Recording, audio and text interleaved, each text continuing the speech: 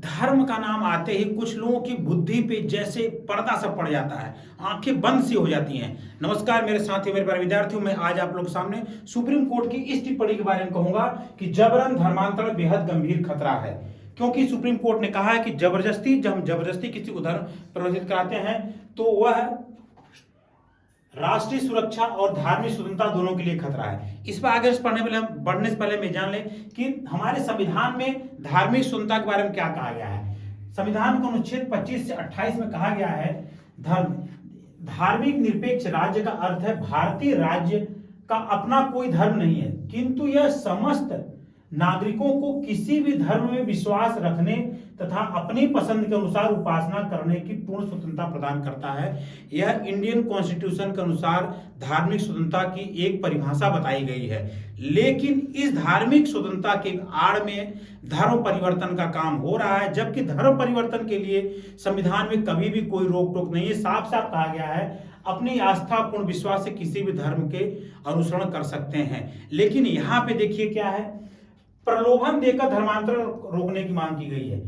पीठ के वरिष्ठ अधिवक्ता अश्विनी कुमार उपाध्याय की दायर याचिका पर सुनवाई करते हुए केंद्र सरकार ने कहा कि जो प्रलोभन देकर के, लालच देकर के, डर पैदा करके, भय पैदा करके लोगों को डरा के, धमका के धर्म का परिवर्तन काम किया जा रहा है, यह काम बंद होना चाहिए।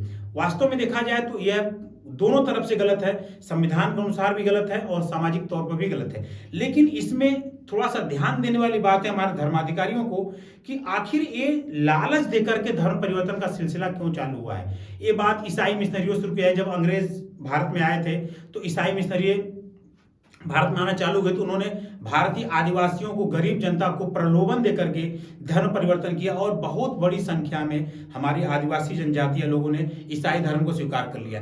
तब तो हिंदू धर्म के धर्माधिकारी शांत बैठे हुए थे, लेकिन आज उनको ऐसा लग रहा है कि उस समय गलत हो रहा है। तो उस समय जो गलत हो रहा था वो आज कैसे सही हो गया। आप अपने धर्म के अंदर सुधार लाइए, ये तो धर्म अधिकारियों की बात है कि अपने धर्म के अंदर सुधार लाइए, तब आपके धर्म को लोग छोड़ेंगे नहीं। लेकिन संविधान ने इस पर पूरी तरह से रोक लगा दिया है कि आप प्रलोभन देकर, उत्तर प्रदेश सरकार ने तो धर्मांतरण में बहुत बड़ा कानून बना रखा है। योगी सरकार आते ही इन्होंने धर्मांतरण में कानून बना रखा है कि बगैर किसी रजिस्ट्रेशन डिस्ट्रिक्ट मजिस्ट्रेट के सामने 6 महीने 6 सप्ताह का एक निर्धारित समय दिया गया है अकॉर्डिंग टू, मतलब किस मत के लिए आप अपना धर्म परिवर्तित करना चाह रहे हैं। कुछ लोग शादी के लिए करना चाह रहे हैं तो आपको बाकायदा डिस्ट्रिक्ट मजिस्ट्रेट के सामने एक आपका लिखित आवेदन करना पड़ेगा, उस आवेदन के अनुसार आपका धर्म परिवर्तन किया जाएगा। लेकिन जो सुप्रीम कोर्ट का मसला है, इसके बारे में आगे बढ़ते हैं। जो हमारी तत्कालीन घटनाएं घटी हैं उसके बारे में आप देखिए, ये हमारे 2 मामले हुए हैं। दिल्ली की श्रद्धा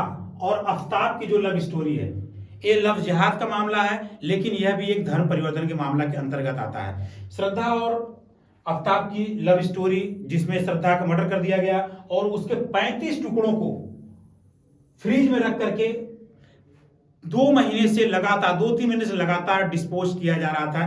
दिल्ली के जंगलों में रह रह के टुकड़ों टुकड़ों में फेंका जा रहा था।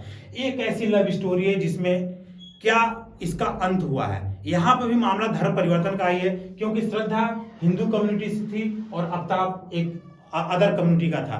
तो ये धर्म परिवर्तन का मामला था। अब दूसरे मामले में देखिए, लखनऊ की मृतिका निधि और सूफियाना, इन दोनों की समझ ले कि सूफियाना की मौत या लखनऊ में भी दोनों घटनाएं एक साथ आने से एक बार मामला लव जिहाद का फिर से उठ चुका है।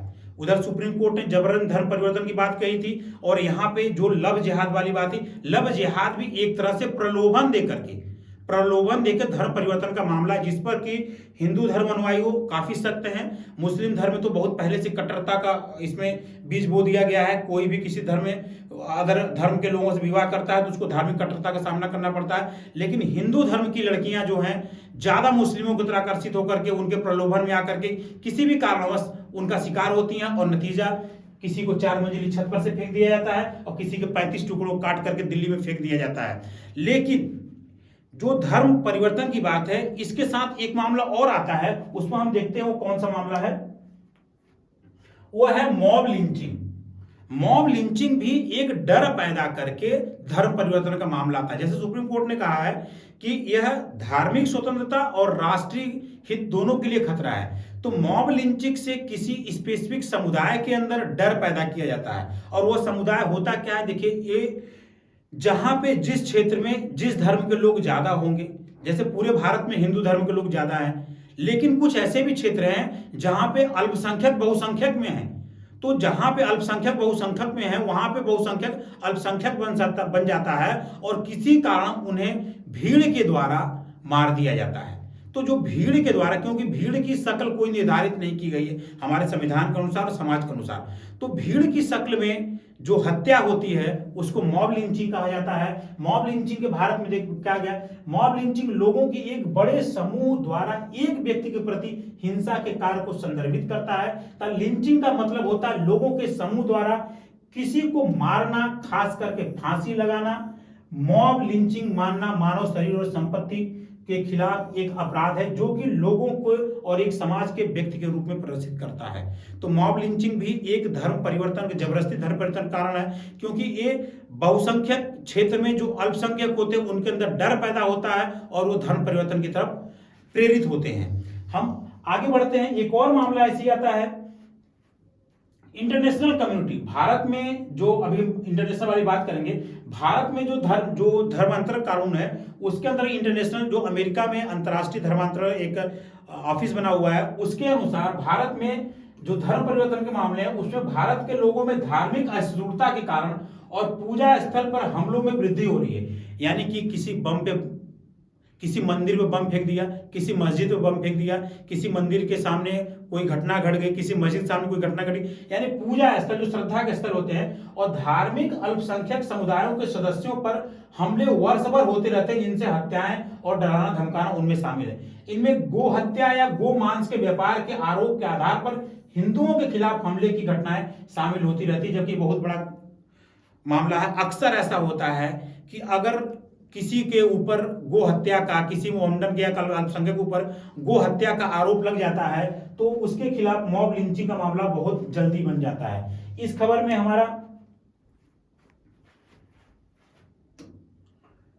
जो अंतर्राष्ट्रीय धार्मिक कार्यालय अमेरिका में है उसके अनुसार वर्ष 1998 में जब बिल क्लिंटन अमेरिका के राष्ट्रपति थे तो उन्होंने इसका स्थापना की थी, और US office of international religion freedom IRF ने विश्व स्तर पर धार्मिक रूप से प्रेरित दुर्व्यवहारों को रोकने के प्रति चिंता जताई है, और भारत में उन्होंने अपनी यह रिपोर्ट पेश की है। तो मैं यहाँ पे जनता से और लोगों से ये अपील करना चाहता हूँ और यह कह रहा हूँ कि जो जबरदस्ती धर्म परिवर्तन का मामला सरकार द्वारा पेश किया गया है, हाई सुप्रीम कोर्ट ने चिंता जताई है, उसके प्रति आप सभी लोग जागरूक बने, नहीं तो निकट भविष्य में ऐसी घटनाएं आपको देखने को मिलती रहेगी। किसी को 4 मंजिली मकान से फेंक दिया जाएगा और किसी के 35 टुकड़े काट करके दिल्ली में फेंक दिया जाएगा और किसी को भनक तक नहीं लगेगी, और हम इसको लव मानेंगे, हम इसको धर्म परिवर्तन मानेंगे, लेकिन यहाँ पे एक मनुष्य के द्वारा एक दूसरे मनुष्य की हत्या की जा रही है। जरा इस पर विचार कीजिए, ये हत्याएं कब तक होती रहेंगी।